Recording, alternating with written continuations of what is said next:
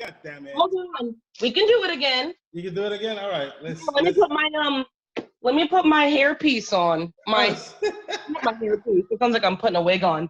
Let me put my you know what? I would have been totally ready, but I was hitting on the mailman. So. Oh. He has a job.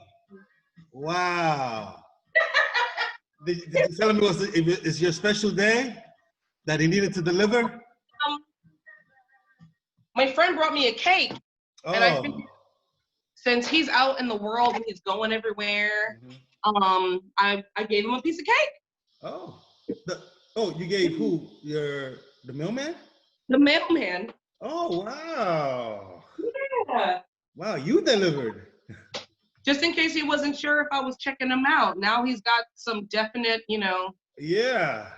Oh, yeah. she gave me some cake. Yeah. And don't you worry, I'll talk about this again when you hit record. Oh, I did hit record. Oh, you suck at MC. I didn't want to forget again. In this business, you gotta catch it when it's happening, So, but yeah, welcome.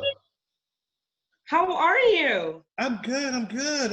Just quarantine. Yeah, you're looking great. Oh my God, look everyone. Brittany Sherod, happy birthday and happy everything you're celebrating. I just realized it's your birthday.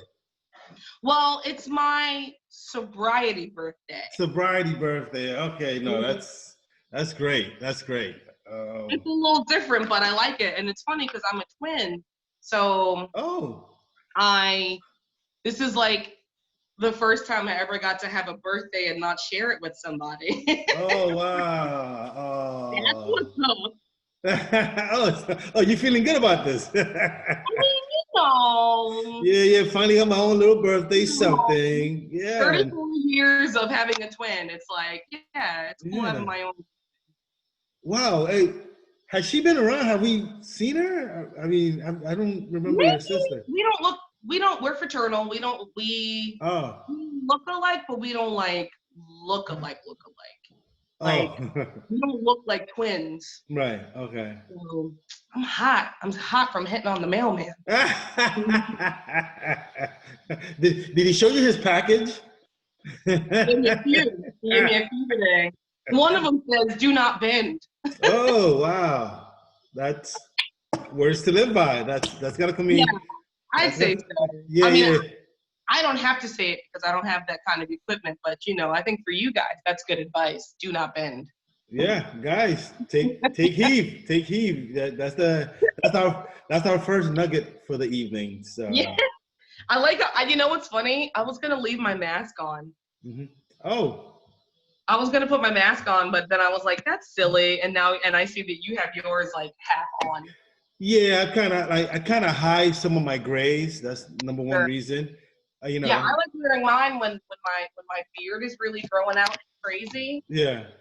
People don't really like it when women have beards, and speak for yourself. I try really hard to keep her under wraps. Right. No. I guess that's very important. I learned that lesson, but I kind of wear it also because it becomes kind of because the name of the show is called "Be My Guest" or show. I don't know if it's a show. The name of the Zoom interview is called "Be My Guest," and I'm the host, Quarantino, because it was created through the whole being quarantined, not having any friends, so reaching out to folks to talk to them. So Quarantino. Quarantino. Yes, Quarantino. So I've had a lot of time to come up with. Yeah, thank you. I've had a lot of time to come up with stuff like names and right. What have you been doing besides celebrating today? How has things been, Miss Brittany Sherod? Well, it's been a weird, rough year. So, I made a post on Facebook today, and I was like, a lot of people are like, "Oh, 2020 is so crazy," and I'm like, my 2019 was the prequel. Oh wow. It was a rough one. So this is kind of a cakewalk for me. I mean. Oh wow! It was. I mean, as far as people I care about dying. Oh, okay. Isolating myself, #depression. Mm. So yeah. So it's like they're like, oh, don't leave the house, and I'm like, yeah, I got you on that. I can do that. I've been doing it. It doesn't It's one of my strong suits. Yeah, this is you're tapping right into what I'm good at. Yeah, right up my alley. So you've been making the best of it, pretty much, because yeah, I've been doing a lot of cooking. I've been doing a lot of like purging, and reorganizing my stuff. I have like 2 boxes of donations. As soon as they start taking things again, oh, excellent. Away. Deleting people out of my phone. People. Hey, that's business. That's just taking care of business. And probably gaining a few pounds from all the food I've been cooking. Yeah. Oh man, you look great. You look great. I mean, the mailman. I'm surprised you didn't delay this meeting because it's like, hey, I was handling some. I was opening a package or something. It was real, but it was just real quick. It was supposed to be social distancing. I don't want to be all up, Oh. Mr. Mailman.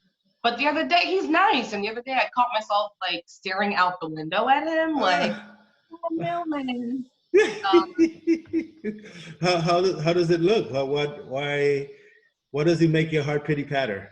Because he has a job. He's a black man. That does turn some women on. Dark skin, and I like dark skinned dudes.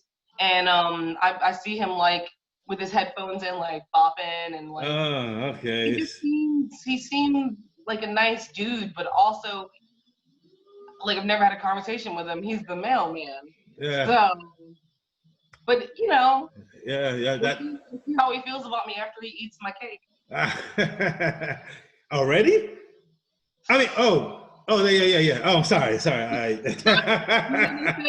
a way to a man's heart. Yeah. I thought it was a euphemism, but no, you meant cake. All right. Really cake. Yeah, I've been listening to too much hip hop music. Yeah. Hippity hoppity, I know. You know that song, cake. It's and it's not even my birthday, she says in the song. Yeah, Rihanna's amazing. I watched an episode of Seth Meyers where she and Seth Meyers are getting like day drunk, and it is really funny. Rihanna and Seth Meyers. Oh, really? It's hysterical. What a movie you said? It's like you can find it on YouTube. It's just like Seth Meyers gets day drunk with his favorite celebrities. Wow, that sounds like a riot. Yeah. Yeah, he's like taking shots with Rihanna. She's like, "You're too much. You're too much." It's adorable. Yeah, I gotta check it out. This is my mental note portion of the show. Thank you, Rihanna. Yeah. I have my laptop open like we're doing some kind of news, like correspondence thing. I'm like, hold on, let me get text. Back to you in the studio. Yeah. What was that? They're pretty much doing. They're always like.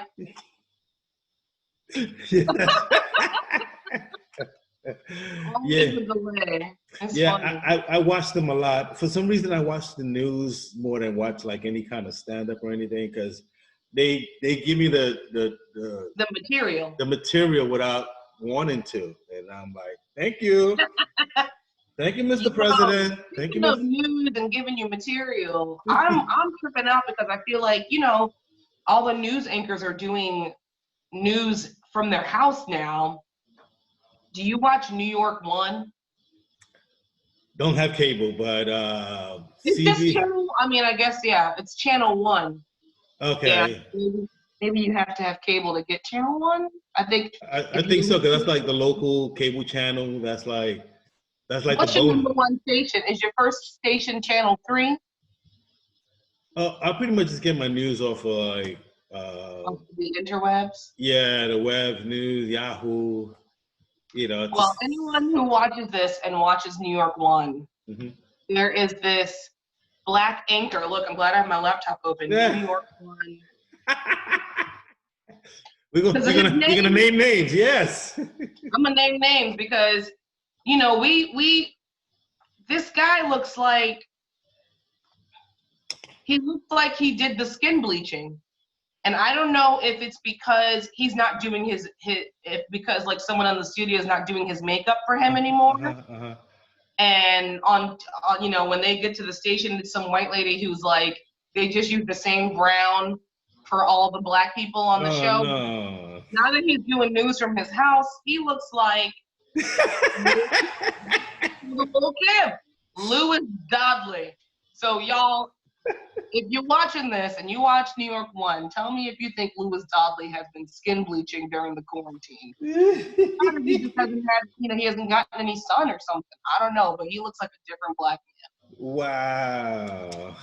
It trips me out. I'm like, Louis, what happened to you, bro? Yeah, I think I know who that is, but right now I can't make out the face or the color. So, but I'll make sure I'll check the before and after. He looks like a different black dude. I was watching it like, is it just that I haven't, because I don't watch the news a lot because it makes me depressed. I have, I deal with mental illness, so it keeps me from wanting to take a bunch of pills. And that includes the news. I'm candid, Tino. Yeah, this is, you're toning it down for us. Thank you. Just like crashing a giant bottle of pills on the ground for you. Oh man. If at some point, I'd like to address that, as a matter of fact, just to kind of like educate, because I know you do a lot of work with kids and mothers, just to kind of give us a little glimpse of like. Sure. So, so you mentioned, Did I see Panty? Did I see Panty? No, I didn't. I'm wearing pants. I'm not one of those people who's like, oh, I'm human, I'm not gonna put pants on. I have pants on. I've gotten a few that I'm like, I didn't see that, miss. I did not see that. I mean, they're stretchy. They're elastic band, but they do go down to my ankles. But go ahead. Sorry to interrupt. Go ahead. No worries. I was just adjusting my life. Where do I begin? I guess I'll start with my own stuff. Right. So this time last year, I decided to go sober. So that included not popping pills for fun, not drinking alcohol, and not smoking the reefers. The reefer cigarettes. Wow. And I will say, in all honesty, thank you for the sorry. There should be audience here. The audience would have been definitely giving you a nice job, because those things are not easy. So congratulations. No, they're not. And so it's interesting. Like, I definitely feel like, I was telling my friend, I was like, I feel like Taylor Swift when it comes to alcohol. Like alcohol was like a abusive ex-boyfriend. And I'm like, we are never ever getting back. We're never ever getting back. Never ever. And that's cool to, it's like, saying no to alcohol made it easy for me to say no to talking to people I don't like. Also, because I'm like, so I recognize that I don't need any of this in my life, so sobriety from negative people, straight up and down. So that's a perk.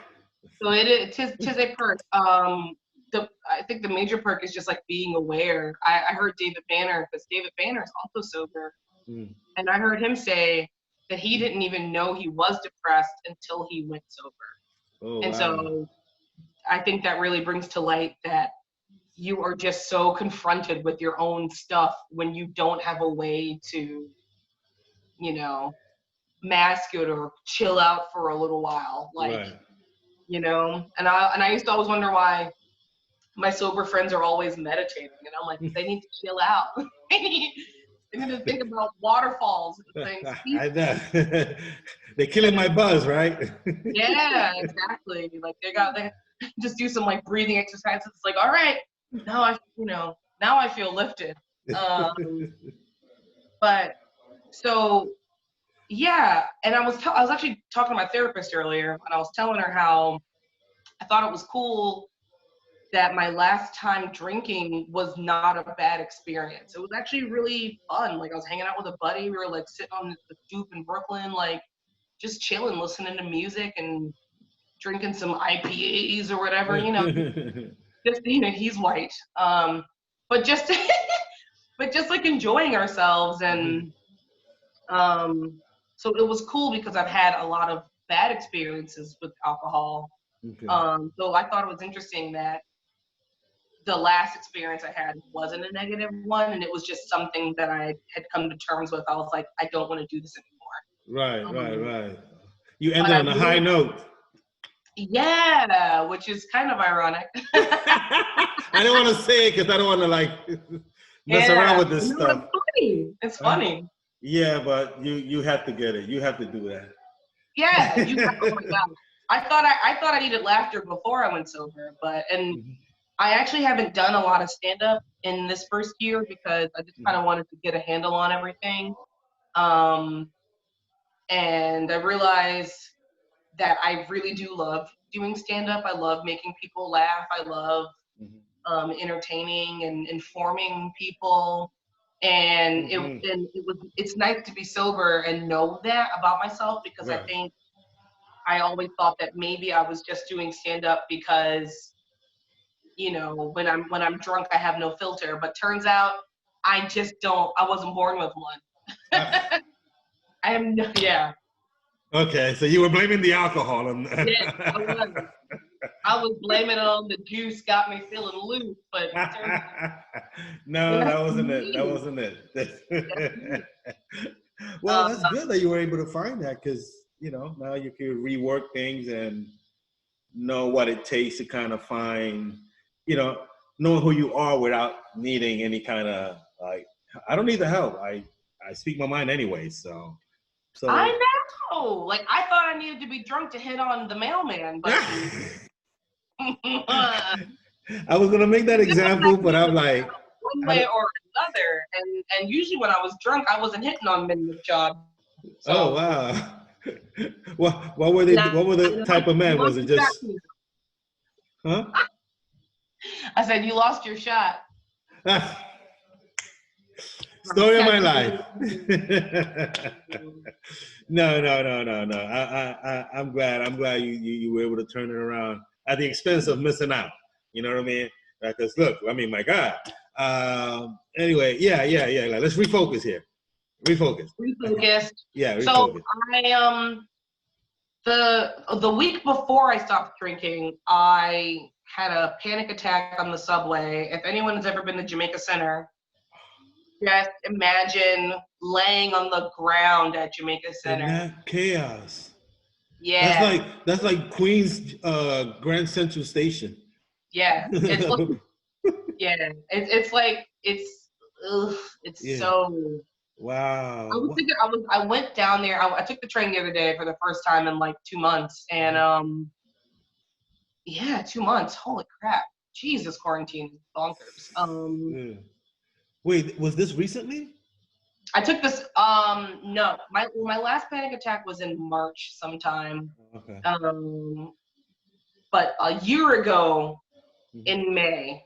I was actually hanging out with one of our good comedy buddies, Dave Lester. We went to a mic together, grabbed some lunch, and then I went back to Queens. I was going to go to Bible study.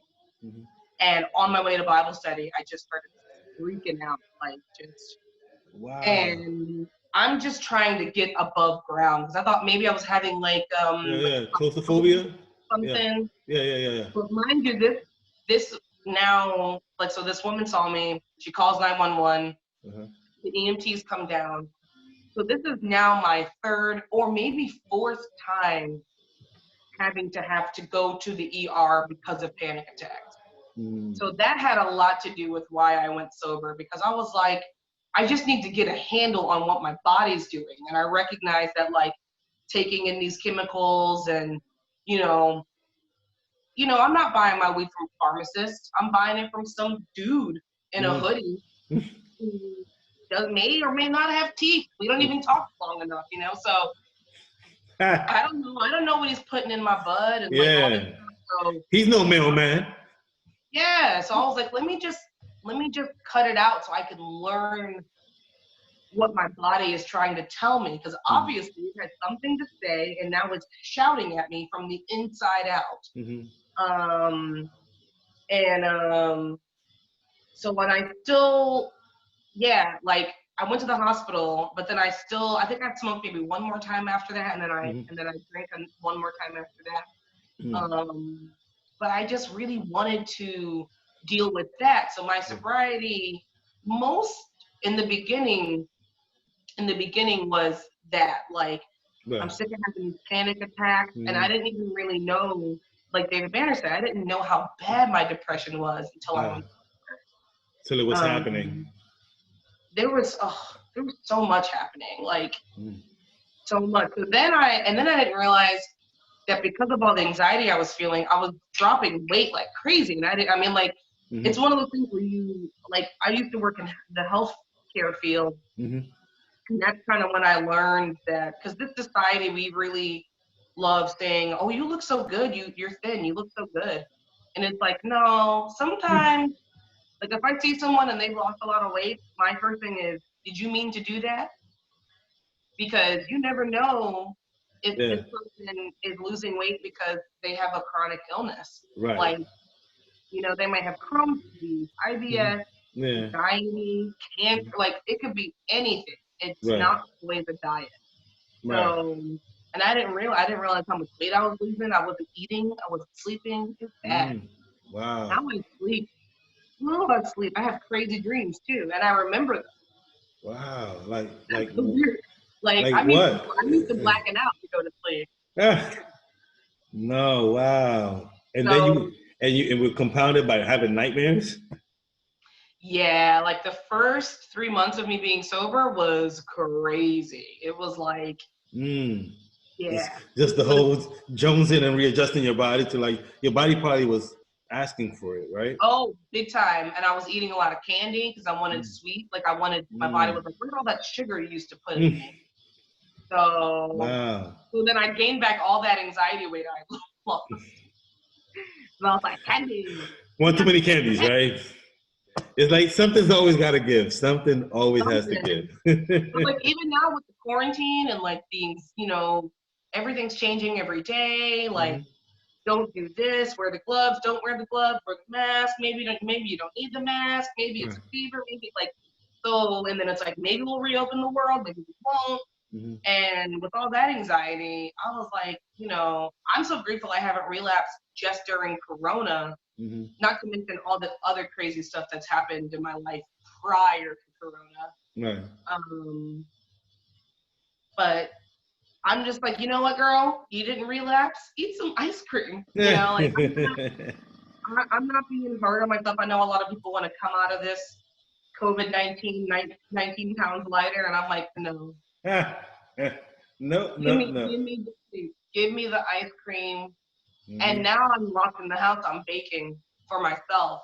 Oh, wow. I used to never bake for myself because I knew I would eat the whole thing. But now I'm like,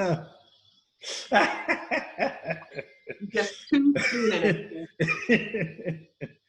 Hey, it's the situation that we're in. You know what I mean? You gotta live. You gotta give yourself reason to. And I'm not, and I can say I'm not comfort eating. Like, I'm not like in one of those where I'm like, I'm like eating and eating and eating because I don't, that's what soothes me. It's just that I think it's kind of maybe it's a boredom thing where I'm like, oh, it's.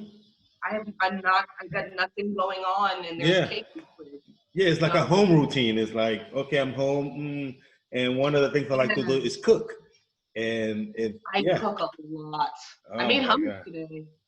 I'm so sorry I missed the last dinner you had. You know what? I was gonna do a video making hummus and making cake for my celebration for myself today. Oh. But my plans got changed. You wanted to do this interview, and my friend brought me a cake. So we figured you work hard enough, and today you're supposed to take it off and relax and just bask in the glory. You got to bask in your commitment. What's the word I'm looking for? I feel like commitment's a good one. Yeah.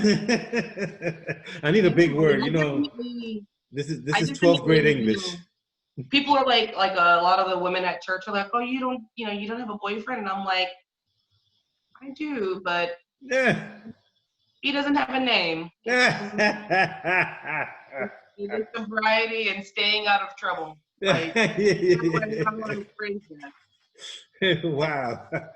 I would actually clear that up, but I kind of like got in trouble for inquiring because I've been kind of booking women for, you know, to be my guest.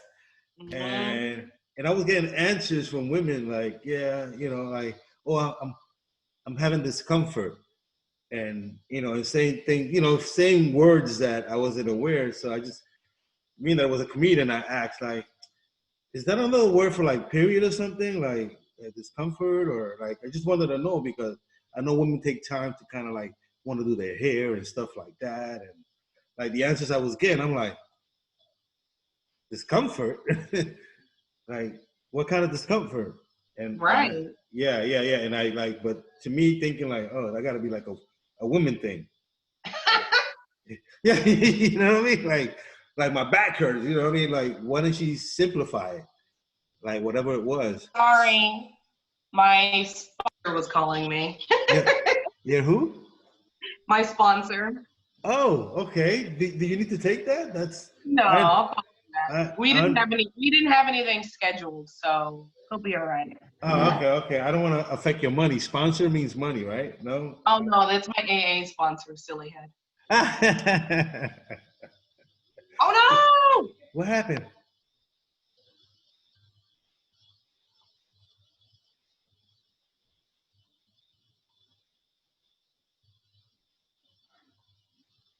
What happened?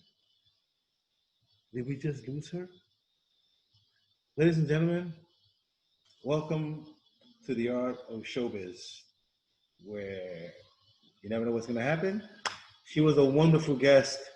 Congratulations to her. It's Brittany Sherod, comedian. I know she said she's taking off to kind of get her life, but trust me, guys, she's hilarious. Look her up on Instagram, Facebook. Brittany Sherod, congratulations on 1 year sobriety. Happy birthday, and I love you, and you're the best. Thank you. This is Quarantino on Be My Guest.